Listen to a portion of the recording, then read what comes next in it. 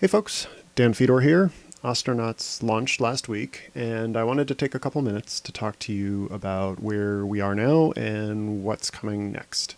So it launched on Thursday, and it was a bit of a rough launch, more bugs than I was expecting. And for those of you caught in them, I apologize. After a few patches now, things seem to be running a little bit more smoothly, and for the most part, bugs are slowly transitioning into more quality of life type things, and then hopefully soon into actual features and new content. So for the next little while, top priority, always is going to be fixing bugs as they come up, because even if we release a patch, there may be a bug. So usually our first priority is to get the bugs fixed, to get people stable. If there's a pain point in terms of using a feature or something like that, we usually try and smooth that out as a next priority. But beyond that, what's on the horizon for Ostranauts? And to help with that, Modern Wolf put together these really awesome infographics. So maybe long term, let me talk about just kind of the big picture. These are the things that we are, and importantly are not, going to be doing with Ostranauts. As you can see here, it's not going to be a multiplayer game. This is meant to be a single player game. I don't like playing with other people. I'm a very selfish person. Modding, absolutely. There's already actually quite a lot of modding activity on the Discord if you haven't already seen it. Similar to Neo Scavenger in that everything is either in a text file or a PNG file, so you can usually pretty easily modify the data. But that still has a ways to go too. Like we still have a lot of work to do there, sort of protecting user content from the update process, deleting it.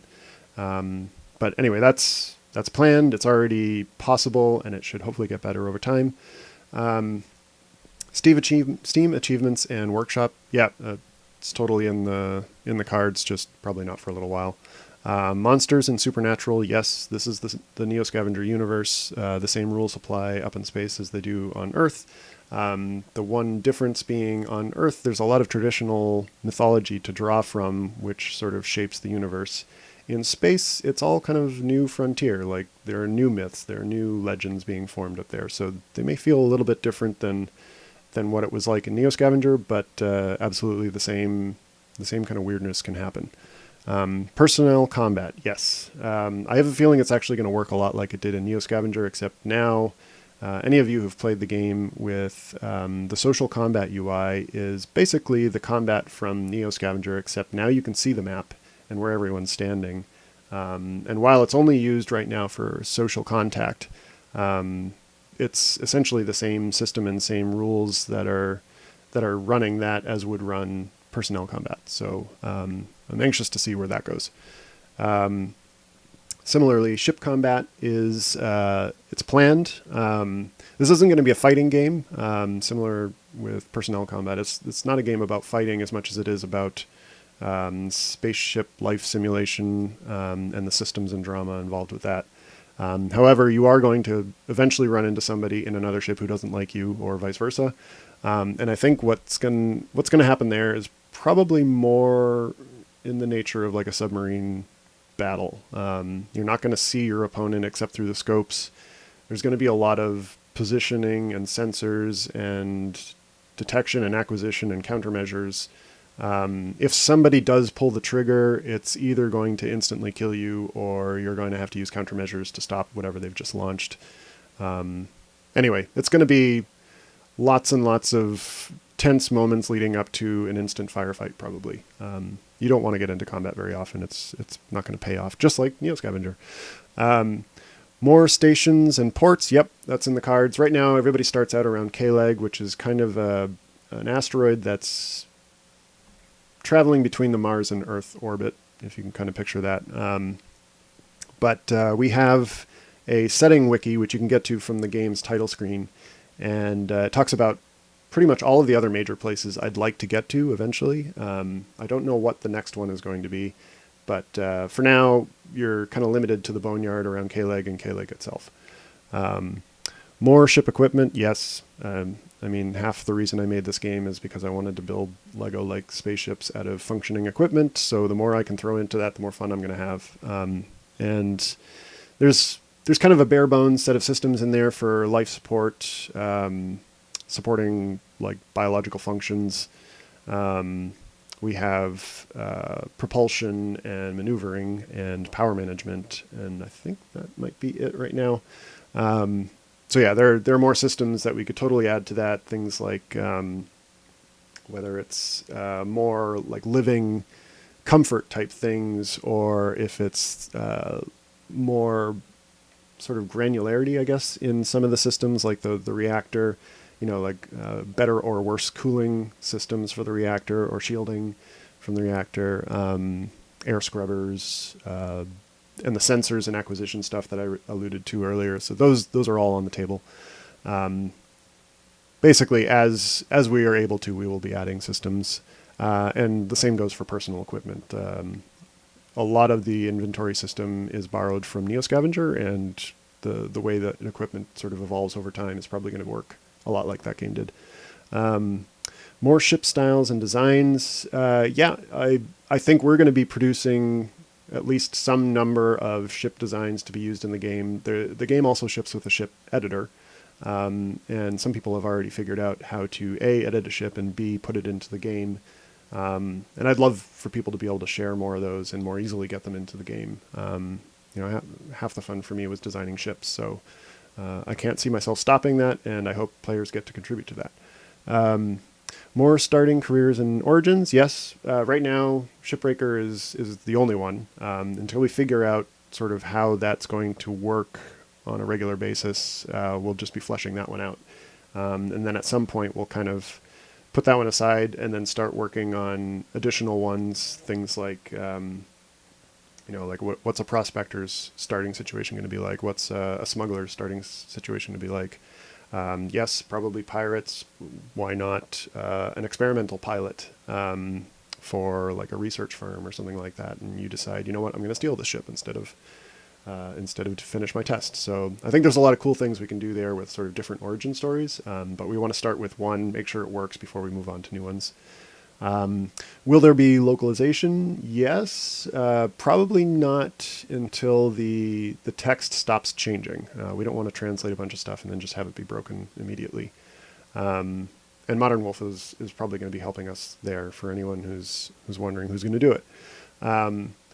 AI can pilot your ship or start your reactor. A lot of people have been asking about this because it is a bit tricky to figure out ship systems. And yeah, I'd like for AI to be able to be directed to do certain things so you don't have to do everything yourself.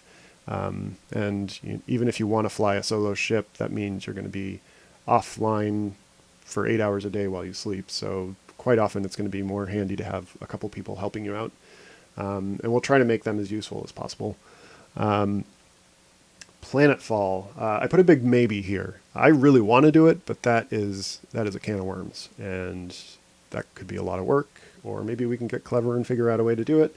It won't be landing on Earth probably, just because Earth is a disaster and you'll die before you reach it, just due to the Kessler syndrome. But like landing on Luna or landing on Mars, there may be things we can do there that are even sort of gradually unlock more and more ground type stuff. As you've seen in the game, docking with a space station just kind of opens a really big map to the space station, and a lot of the ground stuff might just be like traveling across a map and then opening up a map for something specific in that location. Like I said, I have to kind of figure something out there. That's a big fat maybe. Owning multiple ships, you can already do this basically. Like there isn't really a concept of ownership other than you are in the ship and flying it. Nobody's going to come and take it right now, but over time, I would like it to be a little bit more formalized. So NPCs honor things like, this is my ship and that's your ship, and unless I'm planning on stealing your ship, I won't come onto your ship. So that's going to require some work, but yeah, you can basically take over the entire boneyard right now and own every single ship in it if you want. You can just only fly one at a time, which leads to the next thing. Fleet Empire Management, it's not that game. That's more of an X Universe game or Stellaris or something like that. This is more intimate and about you and your crew and the one ship that you are occupying at a time.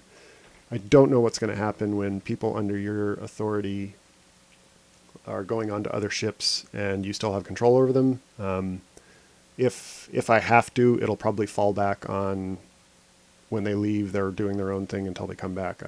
I can't imagine like switching from ship to ship, playing multiple storylines at once. Although it could happen, but yeah, this is more about you and your ship and your crew, and I don't want to promise anything more than that. So I'll switch over from here to the roadmap, because this is more immediate future. So what's next? So again, after bugs have stabilized, after quality of life pains have mostly subsided, we're going to start looking at what's immediately next, and this is kind of a scatter shot of the things I think we'll likely do next. And around the time we're starting to make that decision, you should be seeing something in the game, hopefully in the game, to let you sort of register your interest in which of these is most important to you, and we'll take that into account. But going left to right,